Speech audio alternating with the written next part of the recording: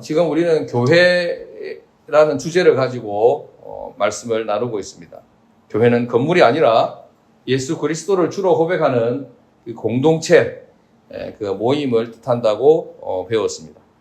하나님께서 우리를 부르실 때 두리뭉실하게 단체로 이렇게 부르신 것이 아니라 각자 개인 개별적으로 부르셨다고 했습니다.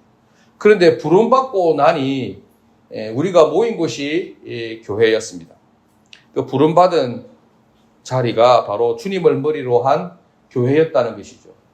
부를 때는 개별적으로 부름을 받았지만 부름받은 그 자리는 공동체를 이루는 주님을 머리로 한 교회의 지체로 부름을 받았다는 것이죠. 굉장히 오묘한 이야기입니다. 그래서 하나님께서 늘 하는 말대로 천에 하나 만에 하나 고르고 골라서 콕 찍어서 우리를 하나님의 자녀로 부르시고 그리고 그 불러서 그 외인구단처럼 부족함이 많고 연약함이 있고 또 때로는 상처가 있고 또 아픔이 있고 여러 가지 사정과 사건이 많지만 그 모든 지체들을 불러서 하나의 완전한 몸을 이루게 하셨다는 것입니다. 그렇기 때문에 고린도전서 12장 26절 27절에 말씀한 것과 같이 만일 한 지체가 고통을 받으면 모든 지체도 함께 고통을 받고, 아멘이십니까? 네. 한 지체가 영광을 얻으면 모든 지체도 함께 즐거워하나니 너희는 그리스도의 몸이요 지체의 각 부분이라. 아멘. 그렇게 적용을 받는다는 말이죠. 한 지체가 고통을 받으면 모든 지체도 함께 고통을 받고, 사실 그렇잖아요. 몸이 어디 한 군데가 아프면, 한 부분이 불편함이 있고 아프면 몸 전체가 아프지 않습니까? 열도 나고 오한도 들고 또 육체적인 것뿐만 아니라 심리적인 영향도 받죠. 마음에 기분도 나빠지고 만사가 귀찮고 하기 싫어지고 이런 것처럼 우리 주님의 몸으로 부름받은 우리 지체 중에 누구 한 분이, 우리 김태훈 주사님이 어려움을 당하고 또 아픔이 있고 그러면 우리 모두가 다 함께 고통을 당하는 것처럼 마음이 아프고 또 우리 주님께 간절히 동일한 마음으로 부르시자 기도하는 그것이 바로 몸으로 부름받은 것에 대한 적용이라고 할 수 있습니다. 이런 교회가 되는 조건은 구약시대 때는 유대인이라고 하는 국적이었지만 신약시대에 와서 하나님의 자녀 그리고 하나님의 백성이 되는 그 조건이 새롭게 설명이 되는데 그것이 무엇이었습니까? 베드로가 고백한 것과 같이 예수님을 주로 살아계신 하나님의 아들로 고백하는 것으로 가능하게 되었습니다. 이제 우리가 유대인의 국적을 얻지 않아도 된다는 것이죠. 단지 무엇이 필요합니까? 베드로가 했던 그 고백이 우리에게 필요하다. 그것을 로마서 9장 6절부터 9절의 말씀을 통해서 우리가 확인을 하게 되었는데, 구약시대 때는 이렇게 딱 고정이 되어 있었습니다. 유대인이라야만 된다. 그래서 유대인들이 무한한 자긍심을 가지고 있었죠. 그런데 예수님 시대 때에 와서 그것이 진짜 의미가 아니라는 것을 이렇게 알게 되었죠. 예수님을 통해서. 진짜 의미는 무엇입니까? 혈통적인 유대인이 아니라 믿음의 유대인, 하나님의 자녀로 부름받은 그 표현, 바로 베드로의 그 고백이 필요하다. 그것이 이제 로마서 9장 6절부터 9절에 이렇게 표현하고 있죠. 아브라함을 따라 난 자가 다 아브라함의 자녀가 아니다. 아브라함을 따라 났다 할지라도 누구를 따라 나야 됩니까? 이스마엘이 아니라 이삭을 따라 난 자라야 한다. 또 이삭을 따라 점점 이렇게 병목 현상이 일어납니다. 점점 좁아지죠. 조건이 점점 까다로워지는 것입니다. 근데 원래 이랬는데 구약때하고 신약때하고 이게 조건이 바뀐 게 아니라 원래 이런 조건이었는데, 신약의 조건이었는데 예전에 구약시대 때는 그 의미가 너무 깊고 너무 오묘해서 이해할 수가 없다는 것이죠. 그래서 수학도 어려운 거 뭐 2차 함수, 방정식 이런 거 못 하잖아요. 우리도 다 까먹고 못 하는데, 그래서 뭐부터 합니까? 더하기 빼기, 곱셈부터 하잖아요. 그렇게 해서 점점 더 의미가 있고 점점 더 깊은 쪽으로 이렇게 나가게 되는데, 구약시대 때 유대인으로만 하나님의 자녀가 될 수 있다, 택한 선민이다, 이것이 전부 완성된 뜻이 아니라 사실 완성된 것은 베드로의 그 고백이 완성된 것인데 너무 어려우니까 이해하기 쉽도록 유대인이라고 하는 그 바운다리가 있다, 울타리가 있다 이렇게 설명을 해준 것입니다. 그래서 때가 되어서 아브라함의 자손이라고 해서 아브라함의 후손이라고 해서 모든 유대인들이 아브라함의 후손이 아닙니까? 그죠? 아브라함의 후손은 이 지구상에 지금 한 20억이 넘는다고 해요. 한 30억 가까이 된다고 그래요. 그 이스마엘도 아브라함의 후손이고, 그죠? 에서도 아브라함의 후손이고. 그래서 성경에서 말하는 아브라함의 후손의 의미는 아브라함의 아들 그 이삭을 따라놔야 되고, 또 이삭의 아들 중에서 에서와 야곱이 있는데 그 중에 에서의 혈통이 아니라 야곱의 혈통이어야 한다. 그게 뭘 뜻하느냐? 믿음을 뜻한다는 것입니다. 이삭은 아브라함의 몸으로 낳은 아들이 아니었죠. 무슨 이야기죠? 이삭은 아브라함의 아들인데 약속의 자녀라고 표현되어집니다. 아브라함의 능력으로, 아브라함의 실력으로, 아브라함의 정력으로 낳은 아들이 아니라 백세에 낳은 아들. 인간의 힘과 인간의 능력과 인간의 경험으로는 도저히 감당할 수 없는, 도저히 이루어질 수 없는 그 백세라고 하는 것이 인간의 힘을 뛰어넘어, 인간의 가능성을 뛰어넘었다는 의미잖아요. 하나님께서 선물로 주셨다. 하나님께서 기적으로 주신 아들이다. 이런 의미입니다. 그래서 다시 말해서 아브라함의 능력으로 낳은 아들이 아니라 하나님의 약속에 의한 아들로서 육신으로 나지 않은 예수 그리스도를 의미하는 것입니다. 그래서 우리는 누구의 혈통입니까? 아브라함의 혈통인데 더 정확하게 설명하자면 예수님의 혈통이 되는 것입니다. 아멘. 그래서 우리는 대한민국 국적을 가지고 있지만 아브라함의 후손이 될 수 있는 것이죠. 이삭의 후손이 뜻하는 바는 하나님의 영적인 간섭 아래서 하나님의 뜻으로 말미암은 백성, 하나님의 자녀들이라는 뜻입니다. 그렇게 영적으로 태어난 우리는 모두가 하나님의 선택과 은혜로 말미암아 믿음으로 주님이 그리스도시고 살아계신 하나님의 아들로 고백하여 하나님의 자녀요 하늘 백성이 된 줄로 믿습니다. 지금까지가 지난 3주간 교회에 대한 이야기들을 요약해서 말씀드렸습니다. 오늘 여기서 한 걸음 더 나아가서 하나님께서 우리를 왜 교회로 부르셨는지, 하나님의 자녀로 부르셨는가에 대해서 살펴보도록 하겠습니다. 그 의미와 목적인 것이죠. 하나님께서 성도들에게 기대하시는 것, 하나님께서 우리를 교회로 부르신 이유가 무엇인가라는 것입니다. 거기에 대해서 우리는 알아야 할 필요가 있습니다. 다시 말해서 하나님의 자녀인 성도의 본질, 성도로서의 그 정체성이 무엇이어야 하는가라는 것입니다. 우리는 언제 어디서나 우리가 어느 자리에 있는지 그 자리가 의미하는 바가 무엇인지를 알아야 되죠. 아침에 출근했을 때 내 자리, 여기 이 자리가 무엇을 의미하는지 알아야 되지 않습니까? 그래야지 나에게 주어진 일들을 잘 감당할 수가 있고 나를 필요로 하는 곳에서 나에게 맡기신 일들을 감당함으로 해서 내 존재 의미를 확인할 수 있는 것이죠. 이것이 분명해야 하나님의 자녀로서의 성도의 본질과 정체성이 분명해야 우리는 우리 신앙의 목표를 정할 수 있고 그 신앙의 목표대로 흔들림 없이 주저함 없이 방황하지 않고 달려갈 수가 있는 것입니다. 그리고 그에 앞서 하나님의 창조의 목표가 무엇인지를 먼저 살펴보므로 하나님이 성도를 교회로 부르신 그 목적에 관한 질문에 대한 답을 찾을 수가 있습니다. 하나님이 우리를 하나님의 자녀 삼으시고 교회로 부르셨는데 왜 불렀는지를 알아야 되잖아요. 그렇죠? 그래서 거기에 맞춰서 우리 인생을 살아가야 되는 것입니다. 그걸 알기 위해서 무엇부터 알아야 되냐면 하나님께서 이 우주 만물, 이 세상을 창조하신 목적이 무엇인가 하는 것입니다. 오늘 우리가 읽었던 에베소서 1장 3절부터 14절 말씀해 보니 하늘에 있는 것이나 땅에 있는 것이 다 그리스도 안에서 통일되게 하려는 것이 하나님의 뜻이고 그 중에 최고의 대상이 누굽니까? 우리들입니다.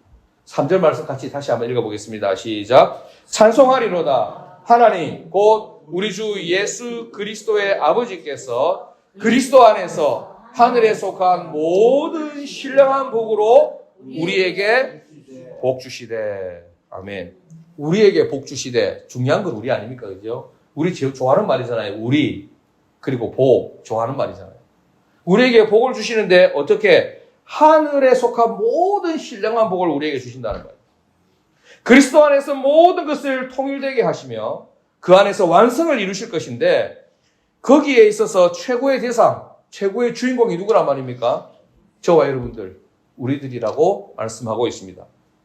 그래서 그리스도 안에서 하늘에 속한 모든 신령한 복으로 우리에게 복 주시기를 기뻐하셔서 그렇게 딱 이렇게 정해 놓으셨다는 것입니다. 그러면서 4절 말씀에 보니 곧 창세전에 그리스도 안에서 우리를 택하사 우리로 사랑 안에서 그 앞에 거룩하고 흠이 없게 하시려는 것이 바로 하나님의 창조의 깊은 뜻인 것입니다. 하나님이 이 우주 만물을 만드시고 우리를 또 지으시고 우리를 하나님의 자녀 삼으신 이유가 뭐냐? 복을 주시는 것인데 모든 신령한 복을 우리에게 쏟아부어 주시기 위해서 이 우주 만물을 창조하시고 우리가 주인공이란 말이죠. 거기에 우리에게 신령한 복을 주시는 것인데 그 신령한 복이 무엇입니까? 거룩하고 흠이 없게 하시다.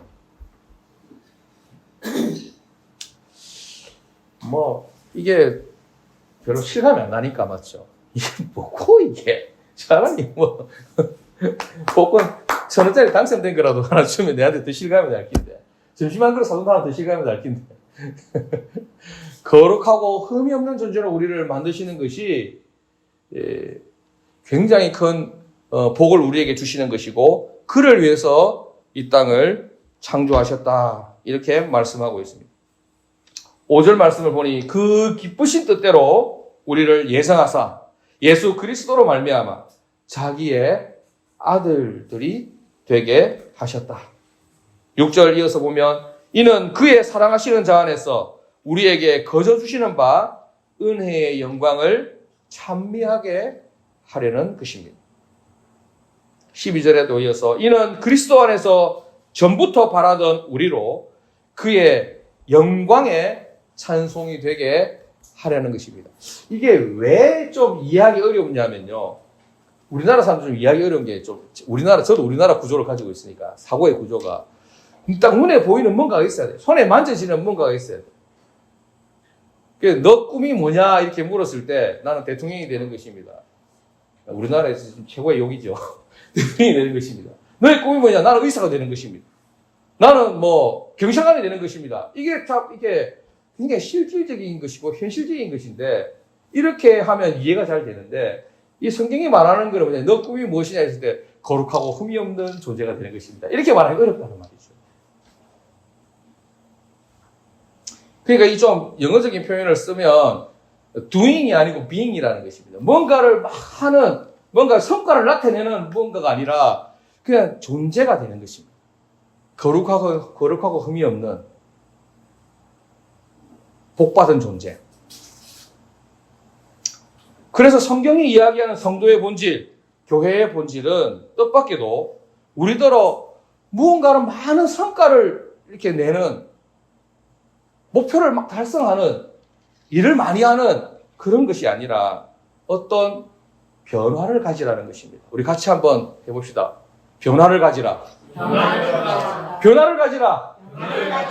거룩한 변화를 가집시다.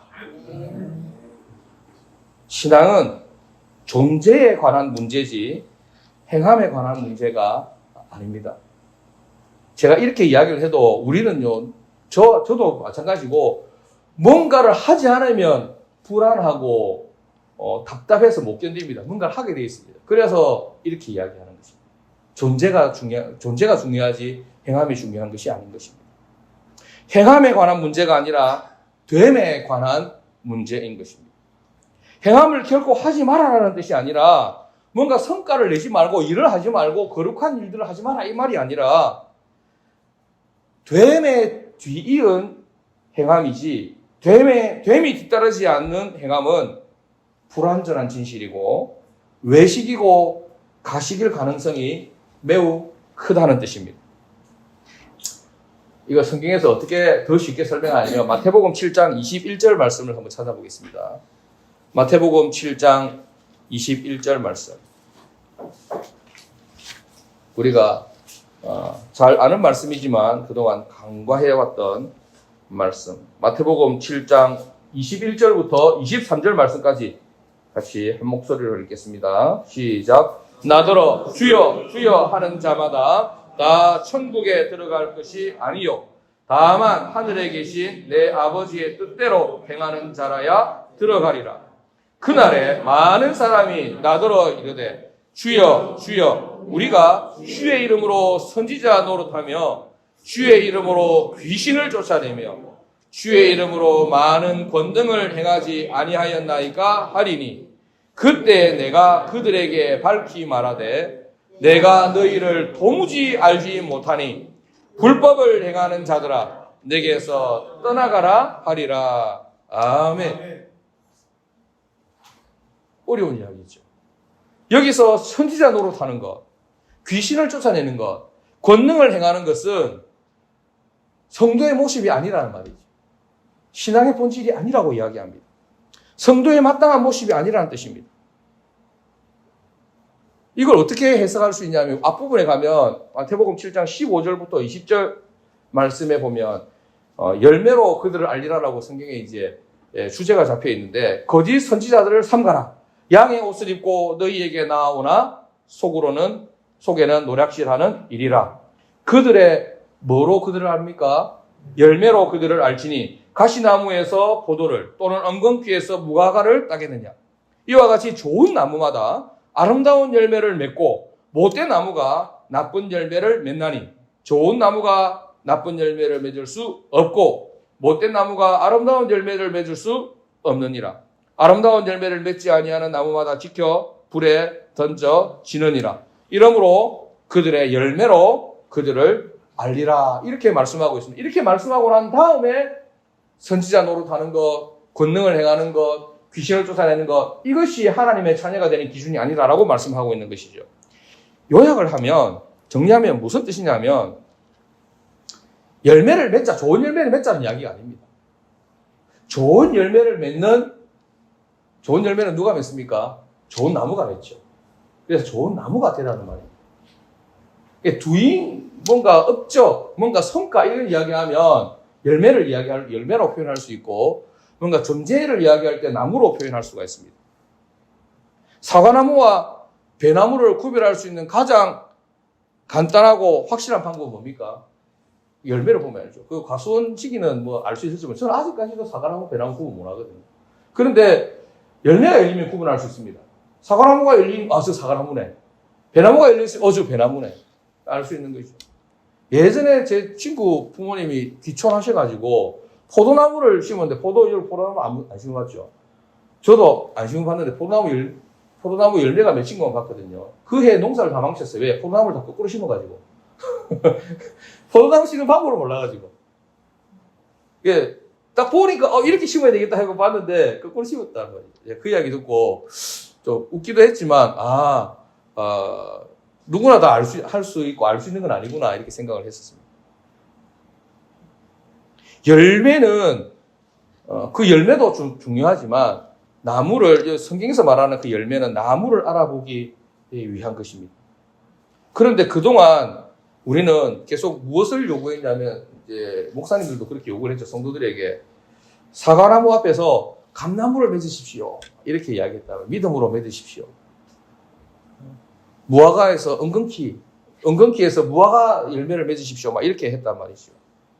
사실은 좋은 나무가 나쁜 열매를 맺을 수 없고 못된 나무가 좋은 열매를 맺을 수 없는 것처럼 사과나무는 배나 감을 결코 맺을 수가 없습니다. 마태복음 3장 10절에도 세례 요한이 이렇게 외칩니다. 도끼가 나무 뿌리에 놓였으니 좋은 열매를 맺지 아니하는 나무마다 찍혀 불에 던지우느니라. 그래서 결론은 뭡니까? 좋은 열매를 맺어야 된다는 이야기가 아니라 좋은 열매를 맺는 나무가 되어야 한다는 것을 말하고 있습니다. 정리합니다. 나무는 존재를 뜻하고 열매는 그 존재됨을 통해서 나타나는 행함, 업적, 성과를 의미합니다. 우리의 존재는 하나님 앞에서 거룩하고 흠이 없고 온전한 자로서 변화되어지고 자라나고 성장이 되어지고 있지 않은데 억지로 아름답고 좋은 열매 맺어야지, 풍성한 열매를 맺어야지 라고 하니까 얼마나 답답하고 고통스러운지 모릅니다. 다시 말해서 그 사람의 생각이나 삶의 모습이나 사고방식, 그의 가치관은 전혀 성도가 아니고 삶 속에서 그리스도를 전혀 고백하는 그런 모습이 아닌데 억지로 좋은 성도로서의 열매, 좋은 신앙으로서의 행함을 나타내려고 하니 몸에 맞지 않는 그런 옷을 입은 것과 같고 불편하고 피곤하다는 말입니다. 쉽게 이야기해서 우리 좋은 열매, 신앙 안에서의 좋은 열매가 어떤 것이 선한 일을 하고 기도의 삶을 살고 날마다 입술에 차장이 끊어지지 않고 전도의 열매를 맺고 이런 거라고 할 수 있겠죠. 근데 그게 중요하지 않다는 것입니다. 지금까지 모든 목사님들은 다 중요하다고 생각했는데 송구사는 왜 중요하다고 하지 않습니까? 그거보다 더 중요한 것은 좋은 나무가 되면 거룩하고 흠이 없는 그런 하나님의 신실한 믿음의 자녀가 되면 이런 믿음의 열매들은 맺지 않을래야 맺지 않을 수가 없다는 것입니다. 우리 하나님과의 관계를 생각하지 않고 자꾸 내가 성도로서의 어떤 삶을 살아야 할 것인가 자꾸 그것만 계속 이렇게 부담을 가지다 보니까 순서가 바뀌니까 엉킨다는 말이죠. 제대로 하나님과의 관계도 제대로 성립이 안 되고 믿음의 삶도 살아지지 않고 열매는 더더욱 안 되고 계속 부담이 되는 것입니다. 사랑하는 성도 여러분, 좋은 나무는 좋은 열매를 맺을 수밖에 없습니다. 여기서 열매는 믿음의 열매, 소망의 열매, 사랑의 열매라 할 수 있습니다. 기도의 열매라 할 수 있습니다. 전도의 열매라 할 수 있습니다. 헌신의 열매라 할 수 있습니다. 자꾸 이 열매에 집중하지 마시고 나는 좋은 나무가 되어 있는가? 하나님께서 나를 그런 좋은 나무로 만들기 위해서 거룩하고 흠이 없는 하나님의 자녀로 만들기 위해서 우리를 부르셨는데 거기에 합당한 자세로 그렇게 준비되어지고 만들어져 가고 있는가? 신앙의 아름다운 행실을 드러내는 참된 성도, 좋은 나무가 되어 그런 좋은 성도가 될 수 있기를 주님의 이름으로 축복합니다. 그렇다면 좋은 나무는 어떤 나무일까요? 좋은 나무라는 말만 계속 이렇게 되뇌이면 될까요? 다른 말로 신앙은 행함에 앞서 됨이 중요하다고 했는데 과연 우리는 어떤 됨이 됨으로써 좋은 나무가 되어질 수 있겠습니까? 마태복음 16장 24절에 주님께서 이렇게 말씀하셨습니다. 자기를 부인하고 자기 십자가를 지고 나를 따르라. 우리는 십자가 지신 예수님을 참 좋아하지만 왜 내 대신 십자가를 져주셨으니까 자신의 십자가를 지는 삶은 극도로 싫어하죠. 그러나 마태복음 16장 24절에서는 누구든지 예수님을 따르려거든, 누구든지 주님과 함께 하려거든, 누구든지 주님을 머리로 한 하나의 몸으로서 함께 하나님의 거하실 처소가 되기 위해서는 거룩하고 흠이 없고 영광스럽고 온전한 데까지 나아가기 위해서는 반드시 필요한 것이 무엇이냐? 자기 십자가를 지고 주님을 쫓아야 한다고 우리에게 당부하고 계십니다. 하나님의 목표는 저와 여러분들입니다. 우리들입니다. 우리를 통해서 뭔가 성과를 만들어내는 게 목표가 아니라 우리가 목표 그 자체란 말이에요. 우리가 거룩하고 흠이 없는 존재로 되어지는 것. 우리가 주님을 사랑하는 참다운 믿음의 사람이 되는 것. 그것이 목표입니다. 그 주님의 마음을 알고 이해하실 수 있는 그 주님의 마음과 공감이 되는 여러분 될 수 있기를 주님의 이름으로 축복합니다. 네. 우리는 모두 하나님께서 우리의 성품, 우리를 완성하는 것, 우리를 영광스럽게 하는 것, 좋은 열매 맺는 좋은 나무 되게 하는 것을 그 목표로 하고 있다는 것을 꼭 기억하셔야 합니다. 그것이 우리를 하나님의 자녀 삼으시고 교회로 부르신 목적이고 의도하신 바인 것입니다. 제가 기대하는 바는 좀 다르죠. 하나님 기대하는 바가 좀 다릅니다.